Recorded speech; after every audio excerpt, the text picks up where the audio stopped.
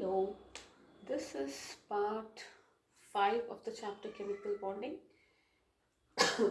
Having understood the basic rules for writing a Lewis structure, the concept of resonance, and the concept of formal charge to understand which structure is more stable if there could be more than one structures for a given molecule, we will now move forward to understanding the limitations of the octet rule. So octet rule says that if there are 8 electrons, that is when it is the most stable. Limitations of octet rule, yes. And any element which does not have octet config will always try to reach that config by reacting with other substances, and in that process that's when they will form a bond and hence form a compound or a molecule. So let us now understand the limitations. Alright, now most of the molecules do follow octet rule, but there are some exceptions to the octet rule, which I had pretty much covered some of them when I was trying to explain the uh, kind of exceptional structure for some ions and some molecules. Right, so let us first now talk about some exceptions. The first one is molecules with incomplete octet. Right, so that is what we call as hypovalent. Hypo is less than 8. Okay, so incomplete octet. We can see so many examples for molecules wherein their octet is not complete, yet they are happily existing. They are very much stable. For example, you have lithium chloride. I will just give you the structure of one or two. Pretty much we have done all of this. Okay, boron trifluoride, boron hydride, beryllium fluoride, beryllium hydroxide, aluminium chloride. Okay, now if you look, these are all, and which of them, now why they form covalent compound, I will explain the in the next, that is the end of, I think I can cover it up today itself. The last part of today's video will be talking about that. Many people get confused. Look at that, lithium, beryllium, boron, aluminium. They are all metals, yet in all of this, they are not. There is no transfer of electrons. Look at that. Lithium belongs to group 1. Correct? So if you are talking about sodium chloride, sodium is also an element which is belonging to group 1. But sodium is forming an ionic bond. And when it forms an ionic bond, sodium completely gives one electron and its octet is complete. But that's not the case with lithium. Okay, so lithium is forming a covalent bond. Let's talk about aluminium chloride. If aluminium chloride was forming an ionic bond, then it would have been fine, all right, but it is actually not converting into an aluminium ion, and it is forming a covalent bond. So that's the reason these are all group 2 elements, right? Group 2 elements, sorry, period 2 elements, second period elements, lithium, beryllium, boron, aluminum. They are relatively small in size, because of which they have got some covalent character, and they have, though they are metals, they have a tendency to form covalent bonds, because of which their octet is incomplete. Like if you're talking about boron fluoride, look at that. If it was ionic in nature, the valency of boron is 3 plus, correct? So 3 electrons, if it has lost, it would have completed its octet. Fluorine also would have completed its octet, correct? But here what is happening?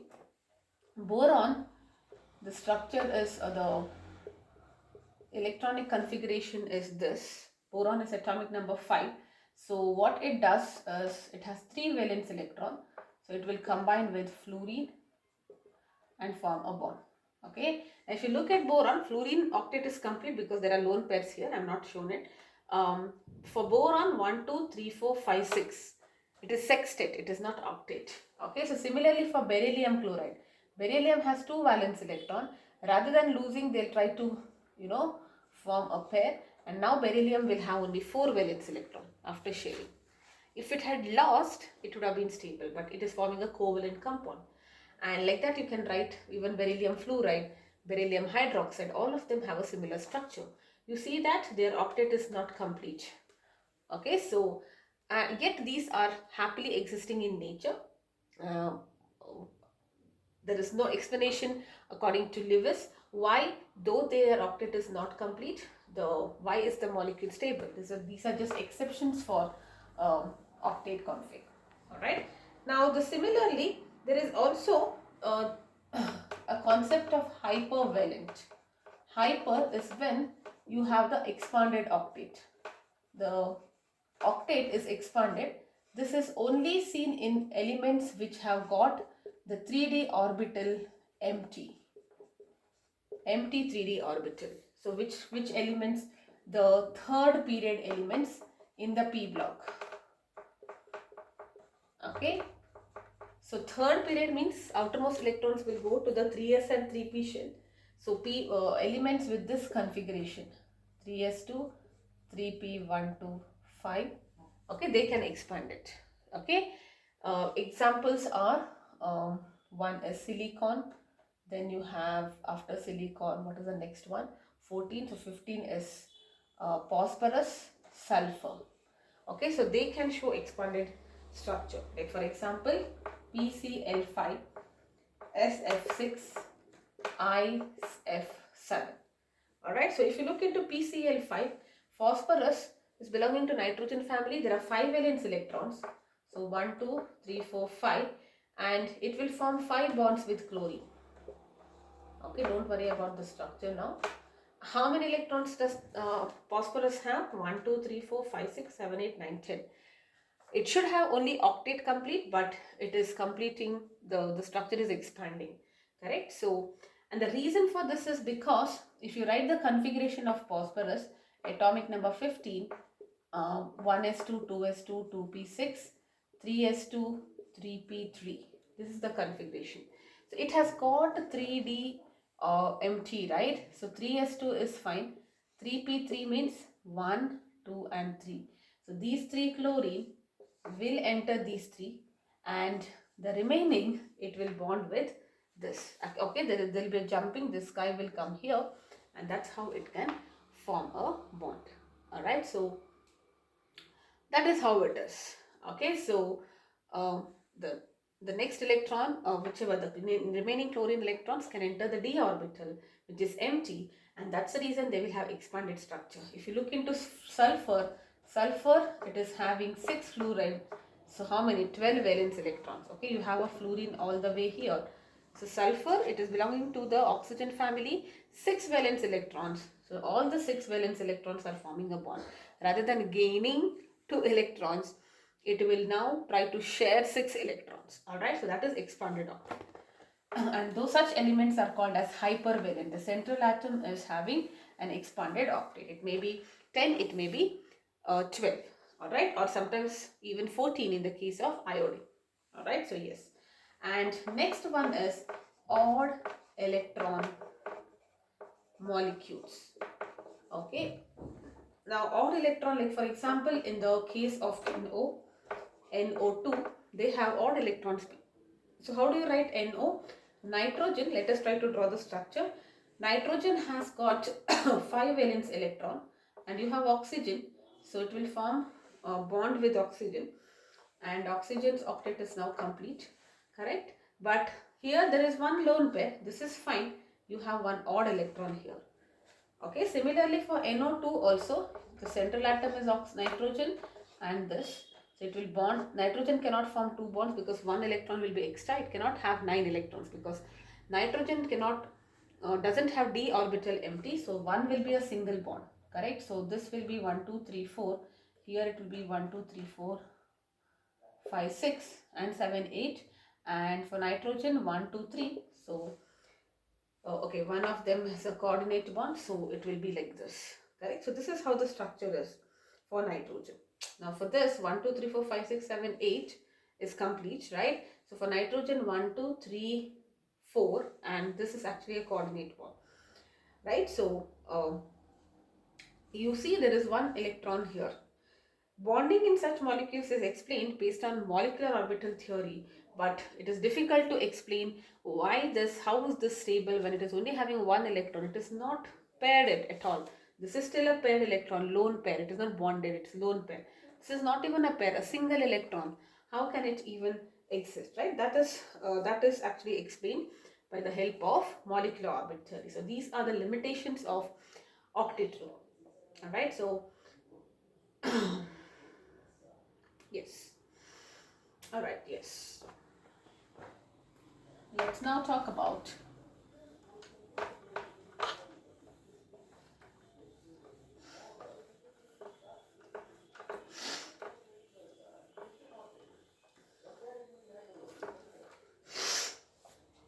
polar. Okay, polar character is what we have done. Let's now go to the next topic, which is dipole moment.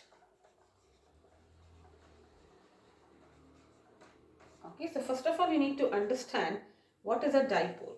So molecules of the XY type, that means one atom of one element, one more atom of one more element, like HCl for example. Alright, so they have two polar ends. If they have two polar ends with, that is delta plus and delta minus, they are what we call as dipoles. Like in the case of HCl, how do you write HCl? This is delta minus, this is delta plus. We had discussed this, that the shared pair of electron is more towards chlorine because it is electronegative. So the electron density is closer towards chlorine, hence it is getting a partial charge. Now this is nothing but like a dipole. Di is two, pole is polarity. Okay, you can visualize it to be like a magnet, right? So you have north and south, two opposite poles at the end of a magnet. Here it is at the end of the molecule you have two charges of opposite charge, equal and opposite, right? So magnitude is same, 1 plus and 1 minus, correct? So this is what we call as a dipole. Alright, and how do you measure the strength of a dipole? To measure the strength of a dipole, we define something called as dipole moment. So this is nothing but a dipole. Di is 2 and pole is polarity. There are two equal and opposite charges separated by a distance. That is nothing but a dipole. And what is this dipole moment? It is to find out how strong the dipole is. And how do you measure this? This is nothing but it is one of the charge into the distance.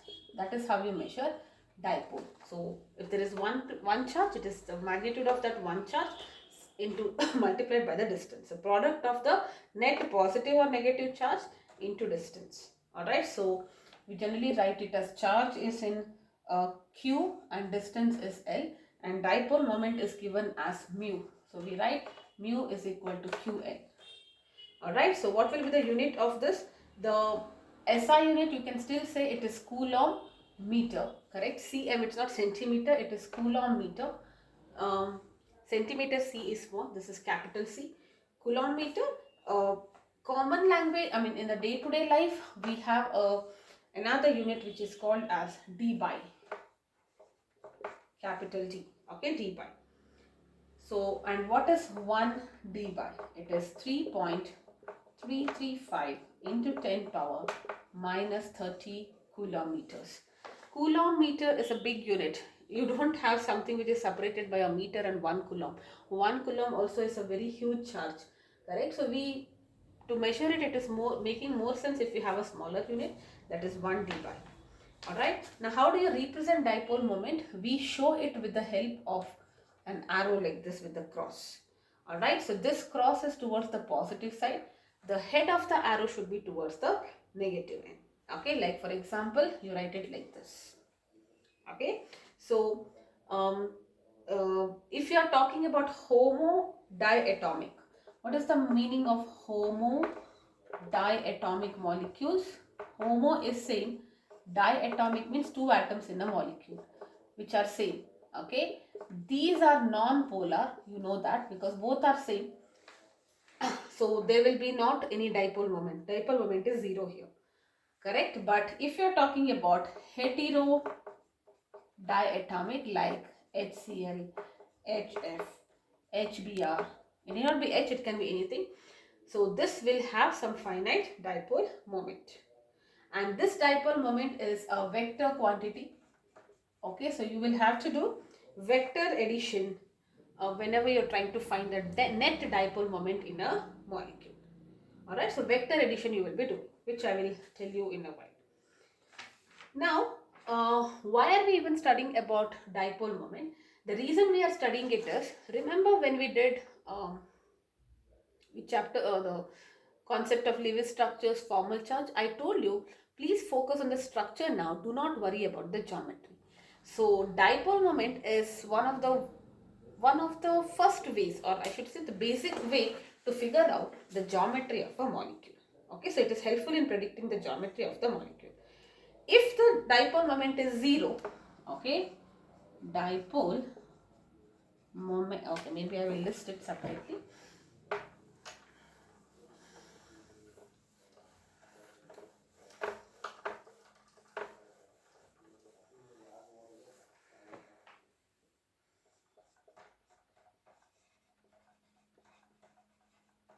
If the dipole moment is 0, that means it is a linear molecule, straight. Alright, so for example, carbon dioxide. This is linear. Let us write carbon dioxide example. Alright, so carbon dioxide is linear. What is the this thing? You have C and O and O. This is the structure for carbon dioxide. Now, if you show it using arrows, let us try to understand which is, this is delta minus, this is delta minus, this is 2 delta plus, correct? So this dipole will be in this direction and this dipole will be in this direction. Magnitude wise they are the same, right? So net vector addition, if you do plus and minus, so they cancel out, correct? So there is no net dipole moment. That's the reason its shape is 0. Alright, now let us say there are some like examples for BF3. Okay, these kind of it. The dipole moment of BF3 is also 0 here. The net dipole moment, I should also say net here, okay, will be 0, and hence it has got a regular geometry. Okay, so let us write this. And what will be the geometry in this case? It will be a planar structure. Okay, planar triangular it is. So how is it in boron fluoride? You have boron. Boron has got 3 atoms. So you will have fluorine. Let me write it like this and explain. Okay. Now, why is it taking this shape? So if you join this, isn't it nothing but a triangular planar? So this is triangular planar. Correct? So if we join this, it is a triangular planar structure.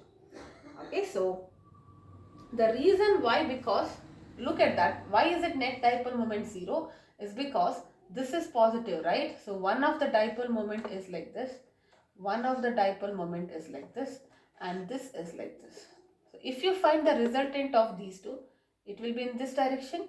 So won't they cancel out? So that's the reason for such molecules also the net dipole is 0 and it has got a regular geometry. Okay, so in this case, around the central atom, if you have 2 molecules and the net dipole moment is 0, it will be linear. Around the central atom, if you have 3 atoms, not molecules, 3 atoms, and if their net dipole moment is 0, then it will have a regular geometry. Alright, let us try to understand for water. Water has got a bent structure. Okay, so that means its net dipole moment is not equal to 0. Let us just try to understand that. Okay, so how do you write water? You write it like this, correct? So what will be the direction? Hydrogen is positive, so it will be in this direction, and here it will be in this direction. So if you have 2 vectors, this is nothing but vector addition, right? And this I will shift it here. I have to add this, right? So this I have to shift it like this, correct? So like this. Now what will be the resultant? It will be in this direction, correct? So the net dipole moment is in this direction, correct? And that's the reason it is not having the net dipole moment is not 0. That means it is not a regular geometry. It is having some shape which is nothing but a bent angle. Alright, so it is having some finite value, and that depends on the magnitude of the bond angles. But anyways, there is some dipole moment, and hence it is not having a regular geometry. It is having a bent shape. Now more about shapes. This is only the first attempt. In the Vespa theory, you will be exactly learning more details about shapes. Alright, yes. So, and the last one is about ammonia. Yes. Let us, ammonia is very, very interesting. Let us try to figure out the how to calculate the net dipole moment in the case of ammonia and what is its shape. Alright, now let us write ammonia. Ammonia, as the central atom is having 3 hydrogens, correct? So it could be like this. Think about it. It is like BF3, right? So BF3, it was like this, HHH. But what is happening here is ammonia also has a lone pair of electrons. So how should be the net moment? See, there is a definite value. It is not cancelling out. All right. The BF3 is also having a similar pattern, central atom with 3. But here the net moment is 0, that is why it is triangular planar. Here this is not equal to 0, that is why it is not having some other shape. Alright, so let us now, and it is not planar for sure. Alright, so this is having a pyramidal structure. You will understand this. Okay, now why it is having a pyramidal structure? Let us understand what will be the net dipole moment. Okay, so the shape of this is, for now I will give it, why is this also you will learn in Vespa. Okay, so this is how it is. And there are lone pairs. Okay, nitrogen has 5. Now if I have to write it, it will be like this and it will be like this, correct? So if you add these two, let me write it here. This is one vector, this is the second vector, and this is the third vector. If I add these two, you will get this vector. Both the vectors add up, right? Are you seeing that? So the resultant of these two is actually this vector. This and this means there is a net vector is this. Correct? So it has a net dipole moment. That's the reason it is not having a regular planar geometry, but it is pyramidal. Now why it is pyramidal? You will understand because the 3 hydrogens form a triangular pyramid like this. Okay, so 3 hydrogens and the nitrogen will form the peak. Why it is like this, we will study in Vespa. Okay, so for now, understand the molecules whichever has a net dipole moment 0, they will definitely have a regular geometry. Linear, planar, triangular planar.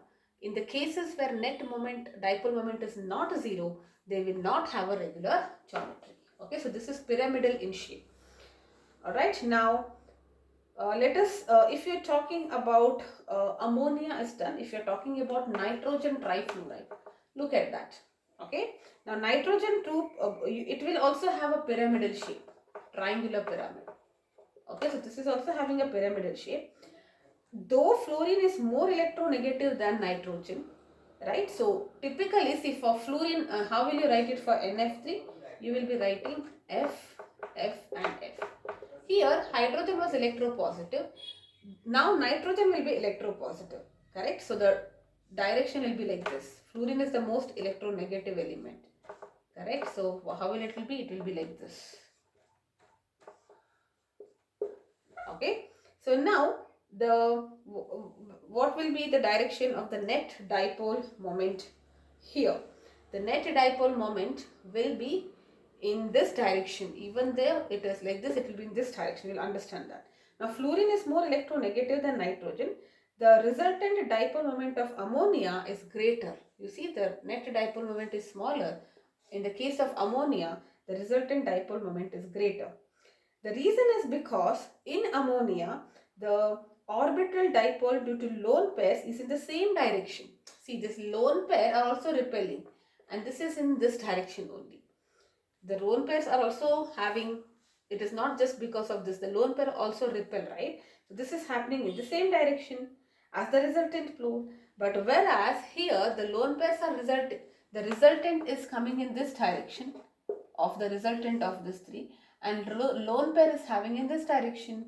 So the net resultant is downward direction, right? So that's the reason, though both of them are having a pyramidal structure and though fluorine is more electronegative, the overall net dipole moment of ammonia is greater than fluorine or NF3. The reason is because here it is in this direction, lone pair in opposite. Here both are in the same direction, lone pair as well as the resultant. That's why it just adds up. Okay, now wherever you see there is a symmetrical structure, you can understand that net magnetic moment is 0, even in the case of methane. Alright, so net magnetic moment is 0 in the case of methane as well. Okay, so that is about the dipole moment. So the knowledge of dipole moment to an extent tells you about the shape. Alright, so whenever the dipole moment is 0, that means all the dipole vectors, the resultant is 0. They all cancel out. So it will have a regular geometry. Okay, so carbon dioxide is linear, BF3 is planar triangular, and if the net dipole moment is non-zero, then it will have some distortions, like in the case of ammonia or water. Okay, now the last topic today, before we start with VESPAR. VESPAR is something which is a detailed chapter which gives where the first attempt was made to understand the geometry of a molecule. Why is this shape? Clean explanation was given, and you can visualize it also. But I will take that in the next video. Let us now do covalent character of an ionic bond, which is also called as the Fajan's rule. Right? Not really important topic, but you can still get questions, sometimes 1 markers from this. Alright, so now this is what I was trying to tell you, that elements like lithium, beryllium, boron, aluminium, which are in the second period and they are small in size, they have a tendency to form a covalent bond. Though they are metals, they can lose their electrons and form an ionic bond. But we have seen beryllium chloride, beryllium fluoride, because they are forming covalent bond, their octet is not complete, but they are still stable. Correct? Now let us, in this case, we will understand why are they forming covalent bonds though they are ionic, and we'll understand the reason for this. Okay? Now the covalent character of a bond depends on the polarizing power. Okay, I write it first. Polarizing power of the cation and the polarizability of an anion.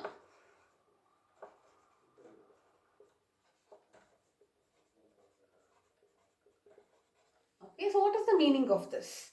Polarizing power of cation, ability to polarize something else. Polarizability of an anion, ability to get polarized. Okay, so let us take the case of maybe sodium chloride.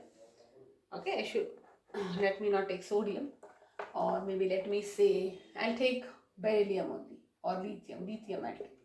Okay, lithium chloride. Now lithium is a very small molecule.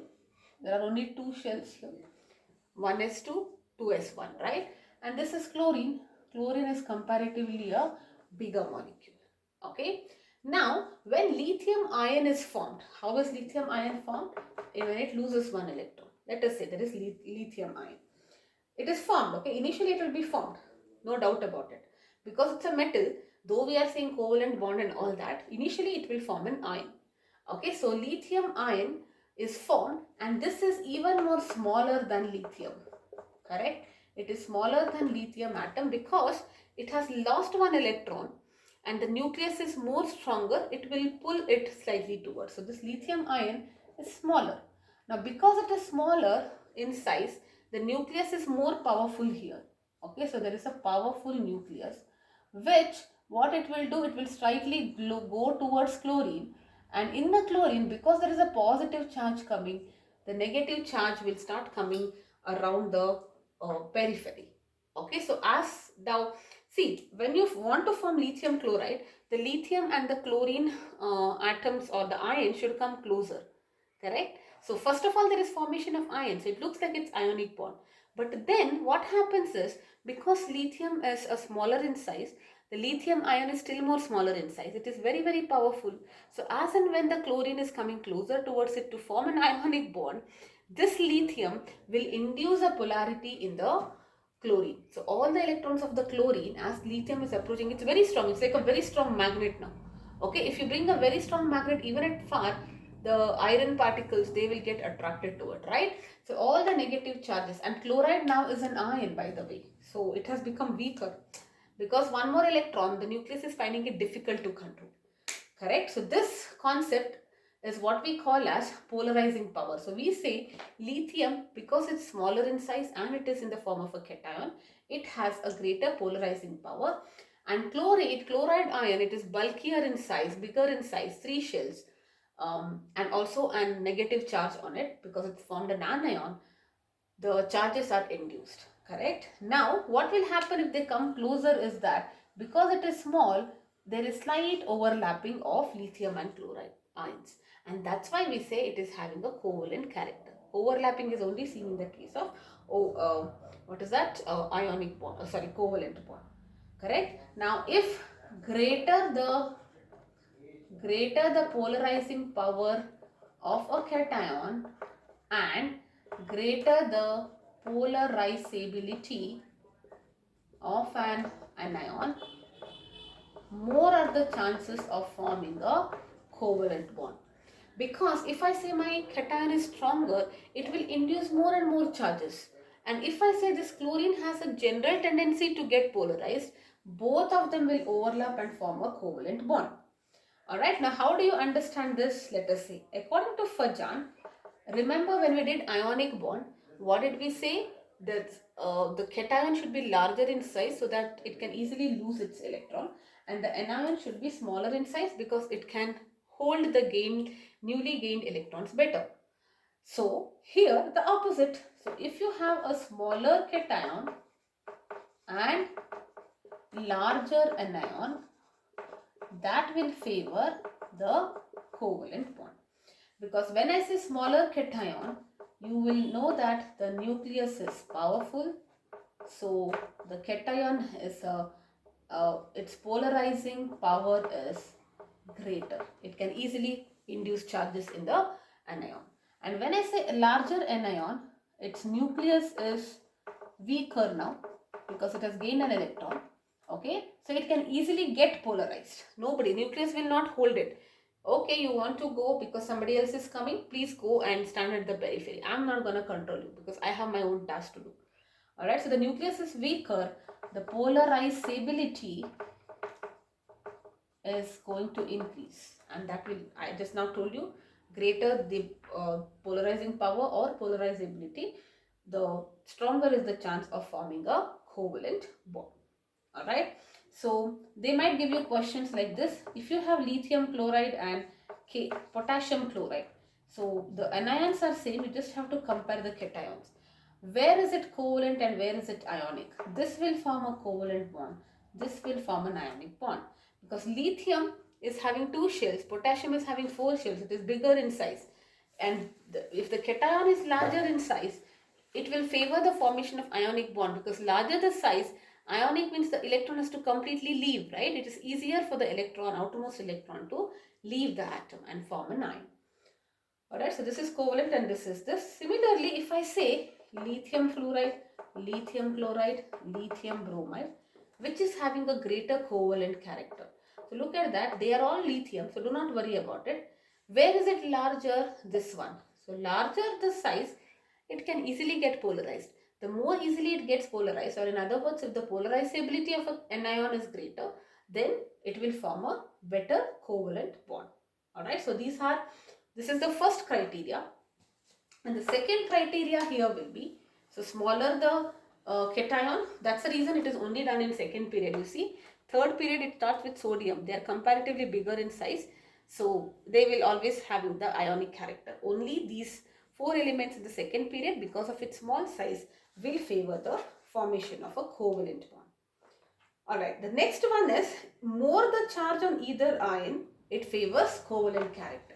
Okay, more charge on either ion, if the charge is more, covalent bond formation also is more. Like for example, if you are saying NaCl, MgCl2, AlCl3, it is all chlorine. So we only have to compare these 3. Okay, now this is having 1 charge, this is having 2 charge, this is having 3 charge. Alright, so look at that. Aluminum is smaller. All of them are in the same period. Yes, aluminum is smaller slightly because of that effective nuclear charge. But other factor is that it has lost 3 electrons. Correct? So when it has lost 3 electrons, the nucleus is even more powerful. So it will happily overlap, correct? So here it will be like this. If you have more charge, 3 plus charge, more the charge, more is the formation. It can be for the anion also. Alright, and the second one, covalent character, last point, covalent character is favored if cation does not have noble gas or inert gas configuration, IC configuration. What is IC configuration? I told you, NS2, NP6. Okay, that is noble gas. Now, if you talk about copper ion, okay, so if you talk about copper ion, copper, how do you write the atomic number or electronic configuration? Oh, in general, copper is 29, so it will form like this, correct? And copper ion means this is not there. So look at that. This is not IC configuration. This is PIC configuration, pseudo, right? Because for noble gas, they should not have d electrons in the d orbital. Here you are having. So this, though it looks like it is stable and all that, it is not having the gas configuration, inert gas configuration. So ions which do not have inert gas configuration, they have a stronger tendency to form a covalent bond. And the reason is because when you have the electrons in the d orbital, you know d orbital is having a poor shielding effect. So it will not even protect. Okay, imagine an umbrella with a lot of holes. Will it protect you from the sun? No, right? So the electrons will not be protected at all, outermost electrons. The nucleus will say, no use you being a shield. You have lot of deficiencies. I can easily pull the outermost electron. And if it pulls the outermost electron, what will happen? The size of the atom will reduce.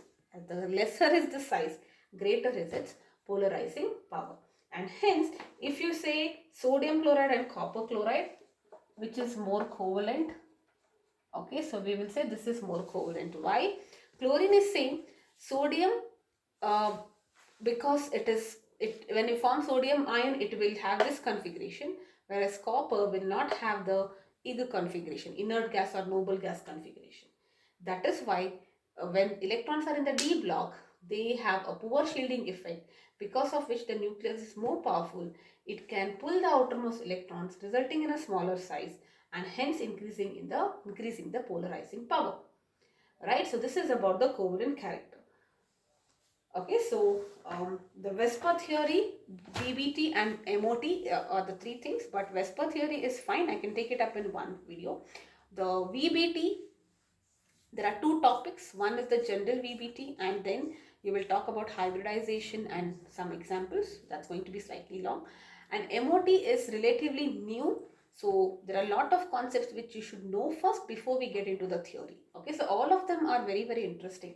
Look at that. Beautiful explanation for why these elements show covalent character. Why are they forming covalent bonds when they can easily lose electrons and become stable, like noble gas configurations, right?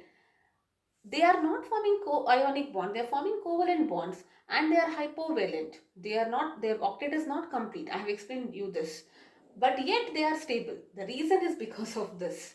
Okay, so beautiful reasoning. The anion and the cation both have high polarizing power and high polarizability, because of which there is overlapping, there is distortion in the molecule. This will pull it, that it will induce a polarizability, and there is slight overlapping, and whenever you see overlapping, it is nothing but a covalent bond. So best way to remember blindly is this is ionic, okay, and if I say this is covalent. So what is the difference? If you talk about the cation, smaller the cation, more is the polarizing power, more is the chances of forming a covalent bond. Whereas if the cation is larger, it will form an ionic bond, because what is the meaning of ionic? It has to lose an electron. It is easier to lose an electron from the valence shell if the size is larger, because the nuclear control is less effective there.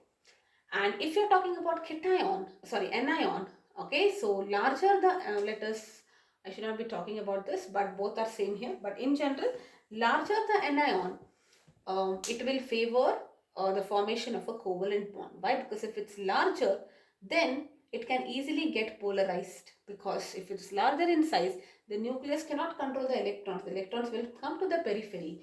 the polarity is induced, because of which overlapping happens and covalent character is dominating, correct? But if the your anion is smaller in size, okay, so if the anion is smaller in size, then it will be useful, because if it is smaller in size, then the polarizability effect is lesser. Ionic effect will be greater because it can easily hold the lost electron, whichever electron is lost by the cation, it can hold it better. High electron gain enthalpy they should have, correct? If they have low electron gain enthalpy, then generally they form covalent compounds. Alright, and if the charge is more, that means the nucleus is more powerful, the cation is further smaller, it can have a better control, more is the covalent character. And uh, like in the case of copper, cations which do not have the noble gas or Ick configuration, that is Ns2Np6, will have a tendency to form a covalent bond. That is exactly what is seen in the case of copper, because copper ion will have 3d10, and 3d10 is not a configuration of the noble gas. So hence, moreover, the d electrons are poor shielders, the nucleus is stronger, there is overlapping, greater polarizing power, and hence it will have a covalent character. Alright, so we have also done, remember, ionic character in a covalent bond, that is when you had that delta plus and delta minus, right, HCl, dipole, correct? That is ionic character in a covalent bond. We did not study it under that topic, but that is nothing but ionic character in a covalent bond. And this is covalent character in a ionic bond. Okay, so the next video I'll be talking about VSEPR, valence shell electron repulsion theory, beautiful theory. VBT, which is really fast, maybe 2 videos, and at last it is MOT. Yes, bye for now.